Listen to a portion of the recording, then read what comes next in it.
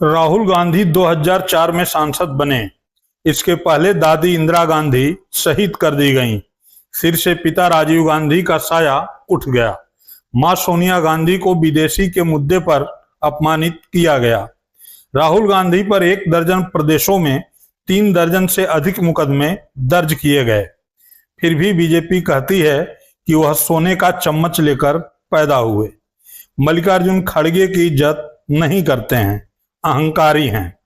क्या ये सच है या सच कुछ और ही है जिस पर बीजेपी का प्रचार प्रपंच भारी है?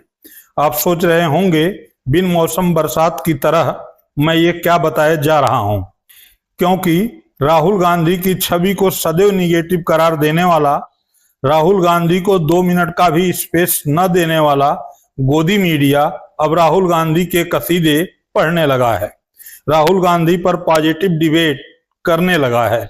ये बताने लगा है कि राहुल गांधी कितना संजीदा हैं, मल्लिकार्जुन खड़गे की कितनी इज्जत करते हैं और पीएम मोदी राहुल के सवालों से कितना डरते हैं। दरअसल आज तक ने हाल के दिनों में आज तक रेडियो शुरू किया है। इस कार्यक्रम की विशेषता यह है कि इसमें फील्ड से अनभिज्ञ एंकर नहीं बल्कि फील्ड की खाक छानने वाले रिपोर्टर अहम हैं। इसमें आज तक के उन रिपोर्टर ने राहुल गांधी पर अपना अनुभव साझा किया है जो वर्षों तक कांग्रेस को कवर कर चुके हैं या अब भी कांग्रेस को कवर कर रहे हैं। कभी वो चॉकलेट देते हैं, फिर कभी हम चॉकलेट देते हैं, कभी वो हमें डांटते हैं, कभी हम कहते हैं कि आप भी डांटते हो। मुझे वो भी याद है कि राज बब्बर साहब जो हैं वो यूपी के अध्यक्ष होते थे और Raj where is Raj, where is Raj, और हम लोग भाग रहे थे, वो काले ब्लैक कमांडोज आपको बार बार कोनी मार रहे थे, तो हम गिर गए पलट के, पूरी वो झाड़ झंकार जो थी उसके अंदर गिर गए हम। मेरा पार्लियामेंट में पैर टूट जाता मौसमी अगर राहुल गांधी नहीं होते। मानिकम टेगोर बहुत पसंद है राहुल गांधी को, सिवाय उनका पेट। कहते हैं बॉस हमेशा मौसमी मेरा पेट पे छू के बोलते हैं इसको कुछ कम करो। केंद्रीय मंत्री थे, किसी क्राइसिस स्पॉट पे मैं था, उनकी गाड़ी का टायर मेरे पाँव पे चढ़ गया। मैं भी बैठी हूँ, खा रही हूँ। अच्छा मुझे भी लग रहा है, मैंने बोला यार कल लोकसभा का इलेक्शन है दिल्ली में, राहुल गांधी डिनर कर रहे हैं, चलो कर लें तो भाई। मकर द्वार पे उनका हाथ पकड़ लिया। अरे राहुल गांधी जी राजनाथ जी का हाथ पकड़ चुके थे। एलआई हैं हाँ। इंडिया ब्लॉक के और बहुत सीनियर लीडर हैं। और उस दिन जब मैंने उनको फ़ोन किया, उनकी आवाज़ ठीक उसी तरह से थी कि मानिए कि इंडिया लगातार एक समय मैच हार रही हो और अचानक से कोई एक अनप्रेसिडेंटेड चैंपियंस ट्रॉफी या वर्ल्ड कप जीत जाए। बीजेपी के नए चुने हुए 4 लोग थे, वो खाना खा रहे थे, झट सबका फोन आया, उनके जो पीए वगैरह साथ में रहते हैं वो कैंटीन में भागे। 11:55 की बात है, 3 लोग तो आधी इडली खा चुके थे, छोड़ के भैया इडली छोड़ो, चाय ऑर्डर की हुई थी भैया छोड़ो। ऐसा क्या सर्कुलर आया था भाई? राहुल गांधी की किसी भी फोटो में आपको यहाँ पर पेन नहीं दिखाई देगा, कभी भी नहीं दिखाई देगा, रखते ही नहीं है। आज तक के इस कार्यक्रम को नाम दिया गया है रिपोर्टर्स ऑफ ईयर।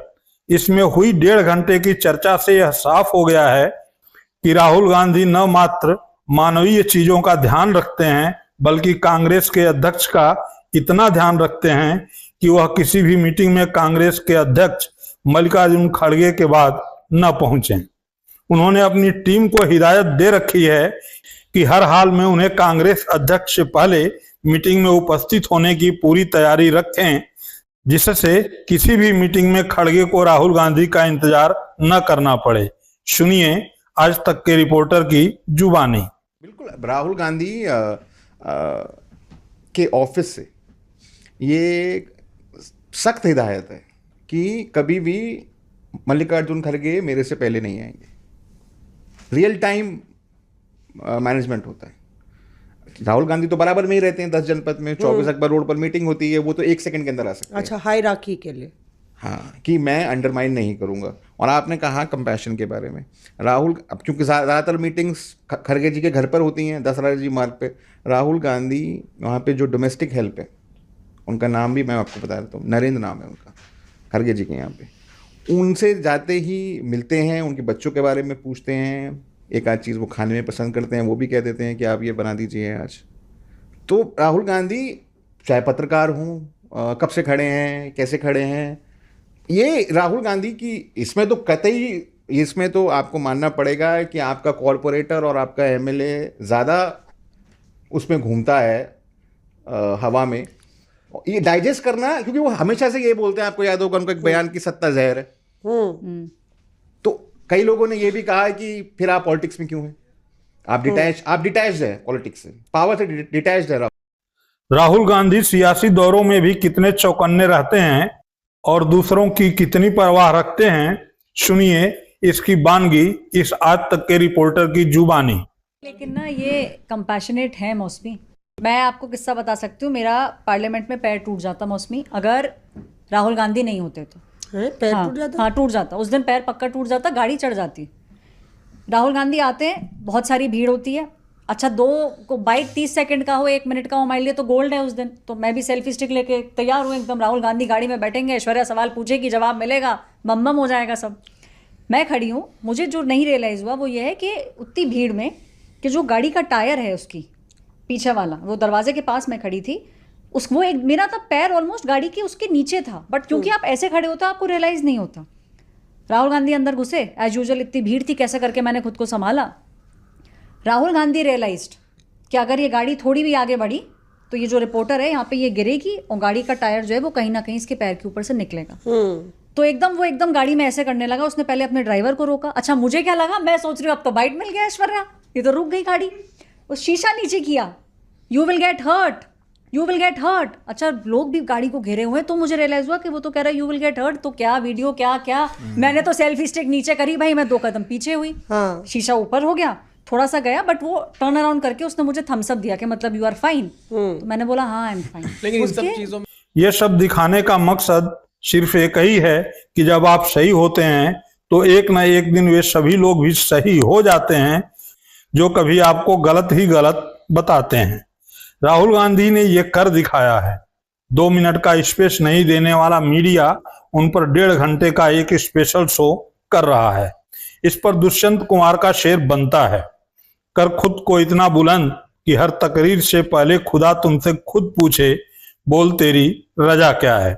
बात अगर राहुल गांधी के नेता प्रतिपक्ष की भूमिका की बात करें तो वह भी शानदार रहा है। आज राहुल गांधी जी को देश का नेता प्रतिपक्ष बने 1 साल पूरा हो गया और इस दौरान उन्होंने जो किया वो देश के इतिहास में शायद ही किसी नेता विपक्ष ने किया होगा।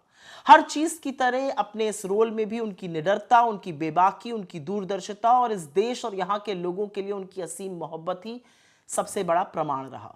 संविधान की रक्षा और जनता के मुद्दों पर केंद्रित उनका ये 1 साल वाकई में बेमिसाल रहा है। नेता प्रतिपक्ष के रूप में राहुल जी ने बीते 1 साल में 16 राज्यों का दौरा किया, 115 संवाद कार्यक्रमों में जनता से सीधी बात की। राहुल जी ने संसद में 16 बार जनता के मुद्दों पर सरकार को घेरने का काम किया। यही नहीं, इस बीते 1 साल में उन्होंने 18 प्रेस कॉन्फ्रेंस करी और आपको याद ही होगा कि पिछले 11 सालों में प्रधानमंत्री ने एक भी नहीं की। उनकी बहुत सारी उपलब्धियों में से मुझे ऐसा लगता है कि सबसे बड़ी उनकी उपलब्धि यह है कि उन्होंने संसद के दरवाजे आम जनता के लिए खोल दिए।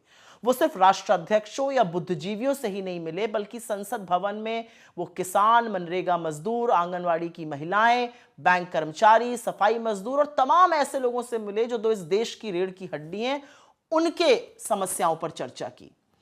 राहुल जी ने तानाशाह सरकार की घृणित मंशा को चुनौती देते हुए संसद भवन उन किसान और अन्नदाताओं को बुलाया जिनके दिल्ली आने पर सरकार ने रोक लगाई थी। उन्होंने आंगनवाड़ी कार्यकर्ताओं से मुलाकात करके उनका दर्द समझा और देश के हर व्यक्ति तक उनकी समस्याओं को पहुंचाया। उनके मानदेय को बढ़ाने के लिए सरकार पर दबाव डाला। असल में तो नेता प्रतिपक्ष बनते ही राहुल गांधी ने सबसे पहले उन पत्रकारों को मुक्त कराया जिन्हें सरकार ने संसद भवन परिसर में घूमने, सांसदों से सवाल पूछने या बाइट लेने पर रोक लगा दी थी और एक शीशे के दड़बे में डाल दिया गया था। इसके अलावा राहुल जी ने मीडिया की स्वतंत्रता को प्रभावित करने वाले उस ब्रॉडकास्ट बिल का जबरदस्त विरोध किया और फिर सरकार को वापस लेना पड़ा यह बिल। मुझे याद है उनका बजट भाषण ऐतिहासिक था, जहां पर उन्होंने कहा कि सरकार अगर अरबपतियों के फायदे के लिए बजट बनाना छोड़कर किसान, महिलाओं, हाशिए पर पड़े लोगों के लिए बजट बनाए, तब असल मायने में देश की अर्थव्यवस्था प्रगति करेगी। उनकी सक्रियता का यह नतीजा रहा कि इस जन विरोधी सरकार को जो लैटरल एंट्री नोटिफिकेशन था वो वापस लेना पड़ा, क्योंकि कहीं ना कहीं इस पर आरक्षण पे बहुत बड़ा हमला हो रहा था। जब राहुल जी जलते हुए मणिपुर पर सरकार की नाकामी को जनता की सबसे बड़ी अदालत में बेनकाब कर रहे थे, तब मजबूर होकर मोदी सरकार को वहां पर राष्ट्रपति शासन लगाना पड़ा। असल में नेता प्रतिपक्ष के रूप में राहुल गांधी मणिपुर के उन रिलीफ कैंप्स में गए जहां पर उन्होंने लोगों के आंसू पोंछे, उनको न्याय का विश्वास दिलाया, और वहां से आने के बाद जब भी मौका मिला, संसद हो या सड़क हो, उन्होंने मणिपुर के बारे में इस देश को जताया, बताया। राहुल गांधी जी नेता प्रतिपक्ष के रूप में बहुत सारे अद्भुत काम कर रहे हैं, लेकिन सबसे बड़ी काम और सबसे बड़ी कामयाबी उनकी यह है कि जो 90% पिछड़े, दलित, आदिवासी, महिलाएं, वंचित लोग हैं जो हाशिए पर पड़े हैं, उनके लिए जातिगत जनगणना करने के लिए उन्होंने सरकार को मजबूर किया। वरना मोदी जी तो जाति को मानते ही नहीं है, वो तो इसका बात उठाने वालों को अर्बन नक्सल कहते थे।